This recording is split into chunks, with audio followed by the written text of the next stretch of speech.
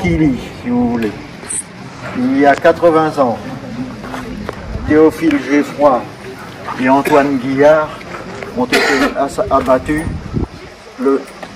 ici même. Alexandre et Gaby Caillot habitaient la maison que vous voyez là. Joseph Brûlé habitait la première maison à gauche en montant. Madame Malabeuf, maman de Eugène Malabeuf, habitait la maison que vous avez à droite. Vous voyez, c'est vraiment le bourg de Quilly. Il y a 80 ans aujourd'hui que Théophile Guillard, Antoine Guillard et Théophile Geffroy ont été tués ici. Maintenant, nous allons au monument aux morts leur rendre hommage.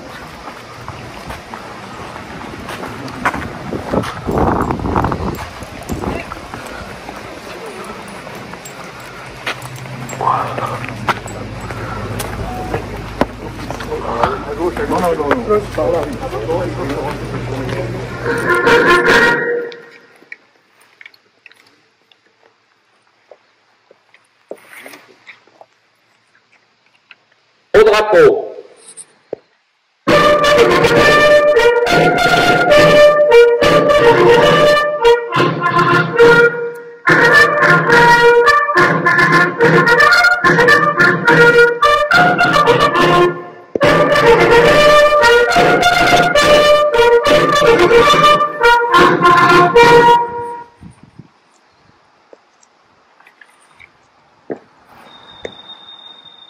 Monsieur le député, c'est moi qui l'ai.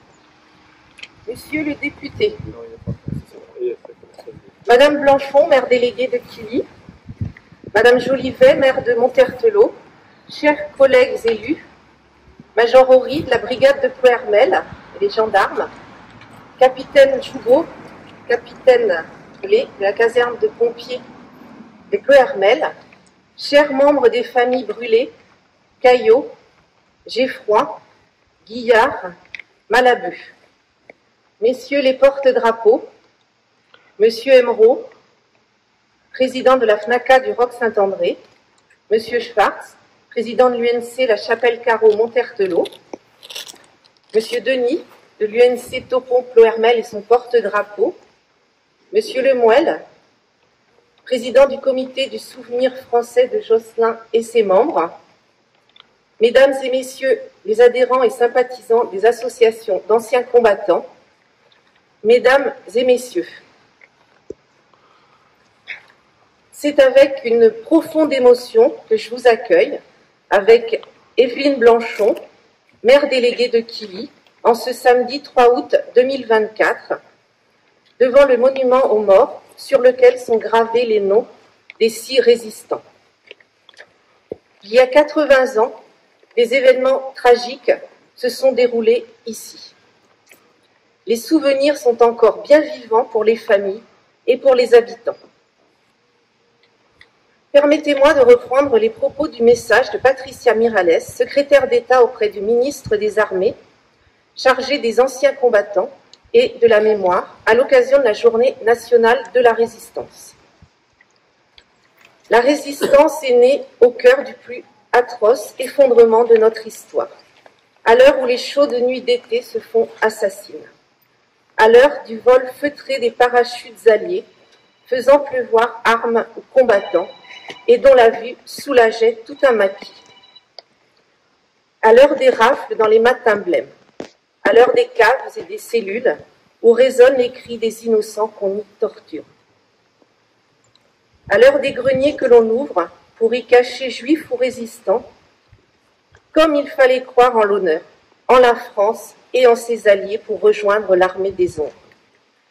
Qu'y avait-il de commun entre toutes ces femmes et ces hommes ordinaires qui se sont grandis dans les événements?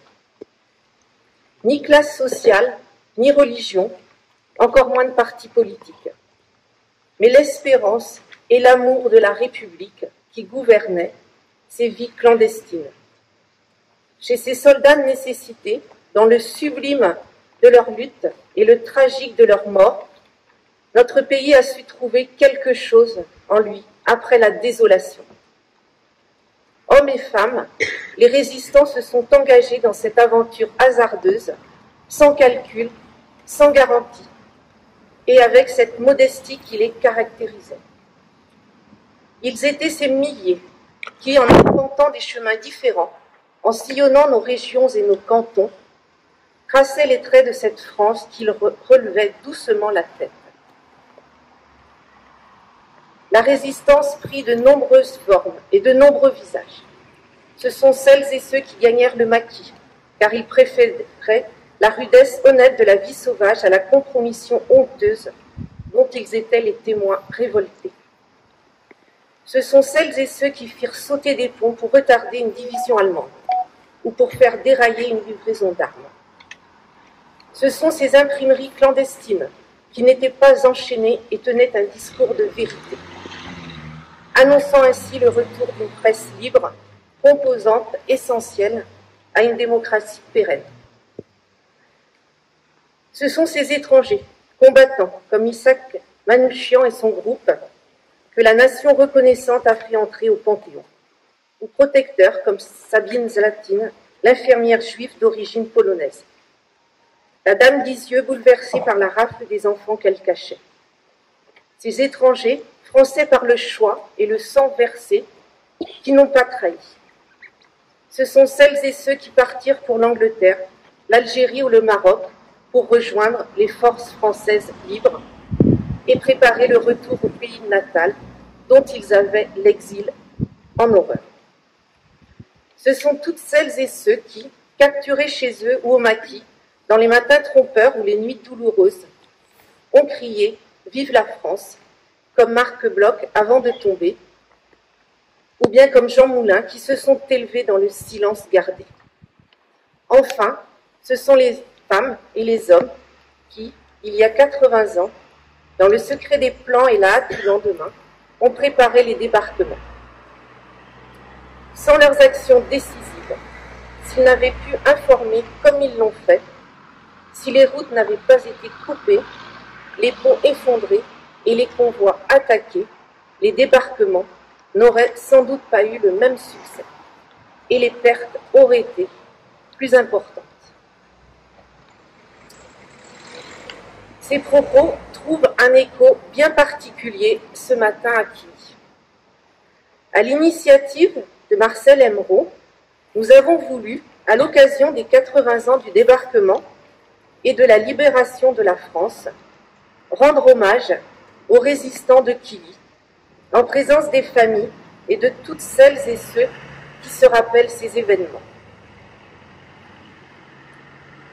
Cette cérémonie donne tout son sens à l'héritage de la résistance. Il s'agit de notre patrimoine, un patrimoine que nous devons partager et entretenir. Les souvenirs s'éloignent dès lors que les témoins se font plus rares. Les morts de la résistance ne nous demandent pas de les plaindre, mais de les continuer, disait Pierre Brossolette. Que pouvons-nous retenir aujourd'hui de l'exemple que nous offrent les résistants? Tout d'abord, la résistance a refusé toute complaisance envers ce qui affaiblit nos valeurs. La barbarie, le fanatisme et la xénophobie. Elle nous met en garde contre l'indifférence qui menace notre époque. Ensuite, la résistance nous invite à l'unité et au rassemblement. Au sein de la résistance, il y avait des gens de tous bords et de tous milieux. Ils sont restés soudés dans la lutte. Ils plaçaient leur unité au-dessus de leurs différends.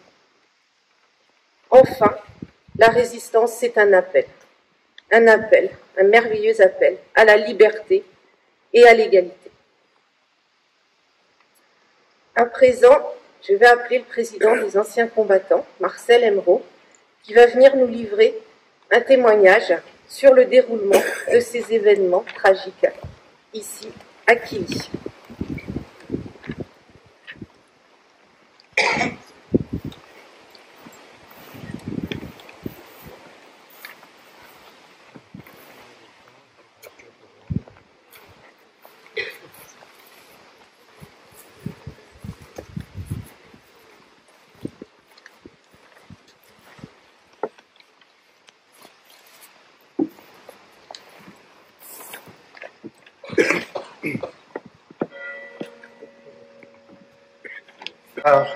nous rassemble aujourd'hui à Quilly pour nous souvenir des jours terribles qu'a connus cette petite commune au printemps et à l'été 1944. 80 ans plus tard, nous ne sommes pas nombreux à les avoir vécus et encore nous en souvenir. Le premier arrêté par les Allemands fut Alexandre Caillot, arrêté un dimanche soir à la Chapelle-Carreau, route de Monterrain. Quelques jours plus tard, ce fut son frère Gabriel Caillot, arrêté auprès de Sainte-Catherine-Tréviquet.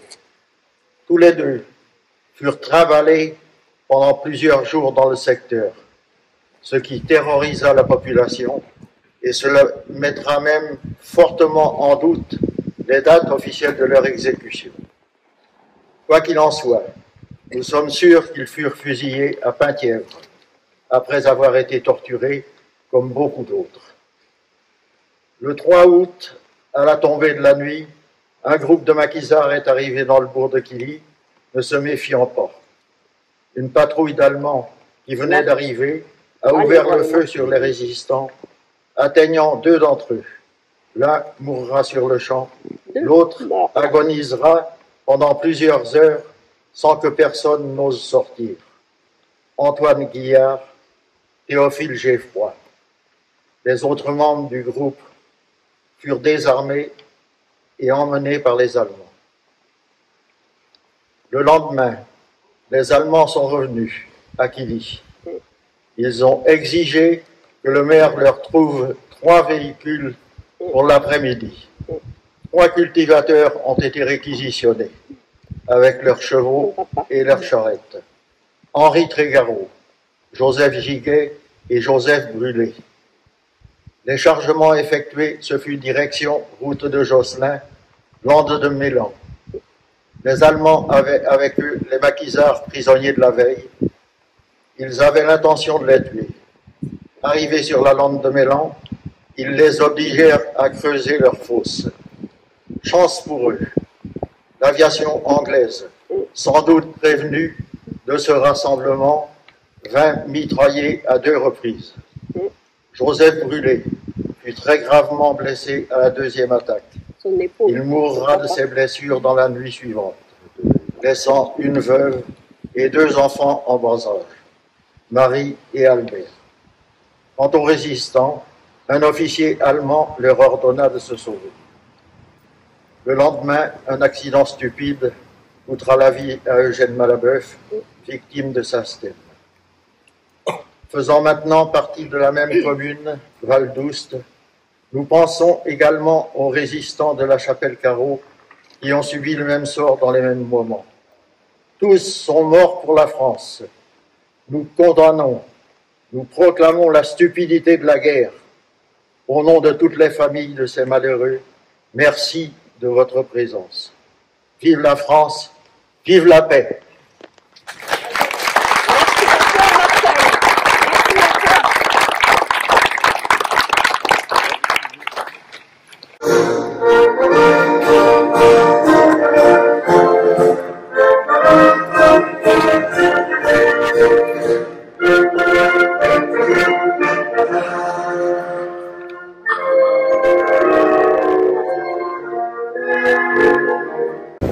Né le 13 juillet 1899, mort pour la France en 1944.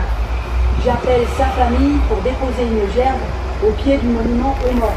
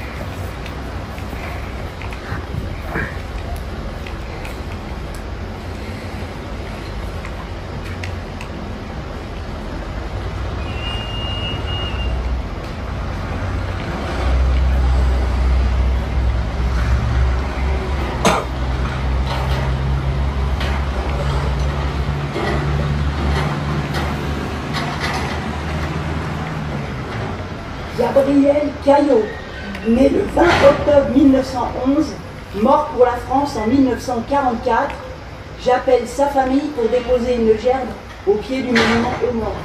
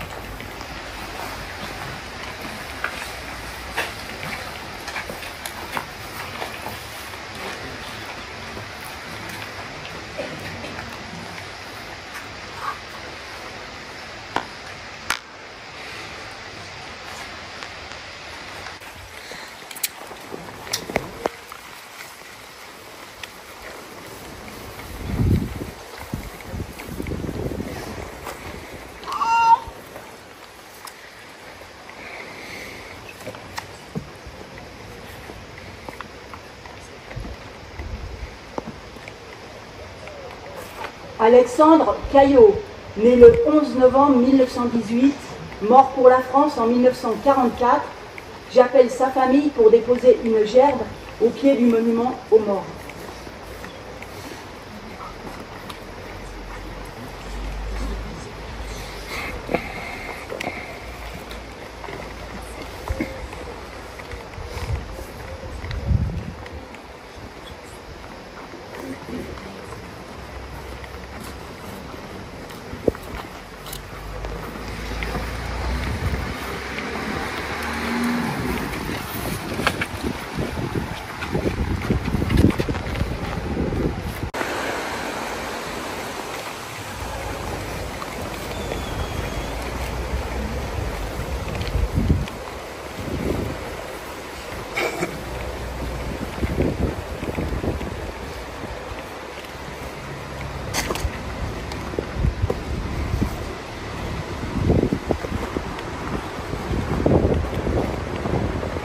Théophile Geffroy, né le 27 février 1921, mort pour la France en 1944, j'appelle sa famille pour déposer une gerbe au pied du monument aux morts.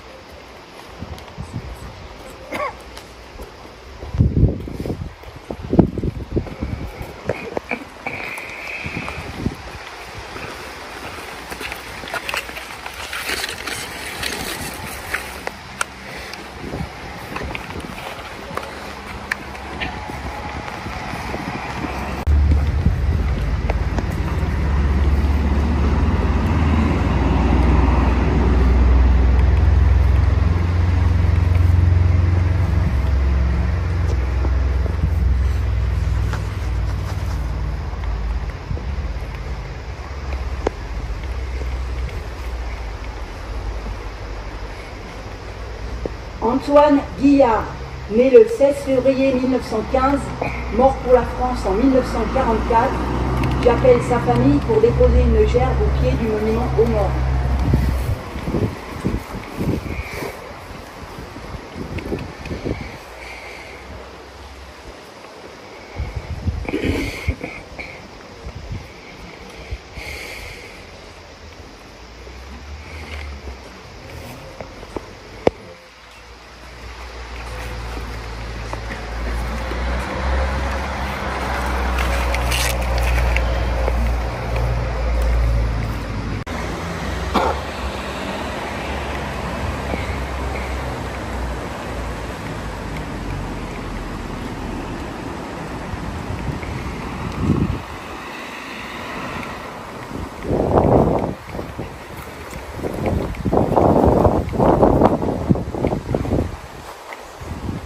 Eugène Malabeuf, né le 23 novembre 1919, mort pour la France en 1944, j'appelle sa famille pour déposer une gerbe au pied du monument aux morts.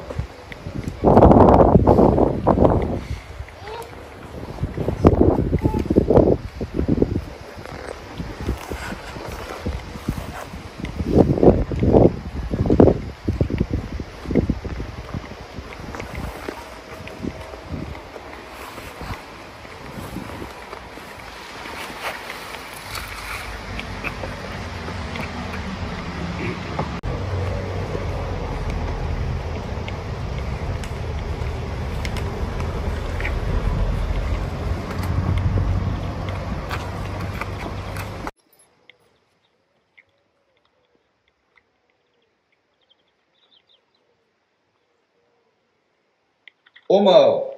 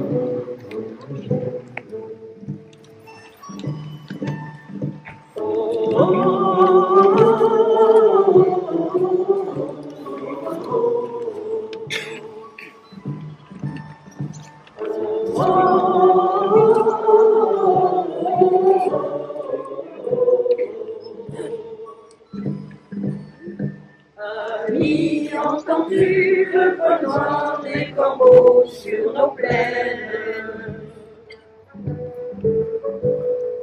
Ami, entends-tu ces cris sourds du pays qu'on enchaîne?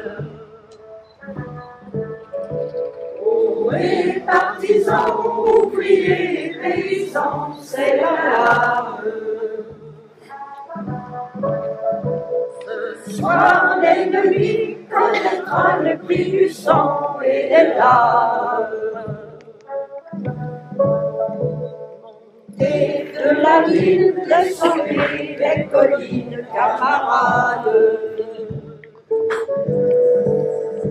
Sortez de la paille les fusils, la mitraille, les grenades.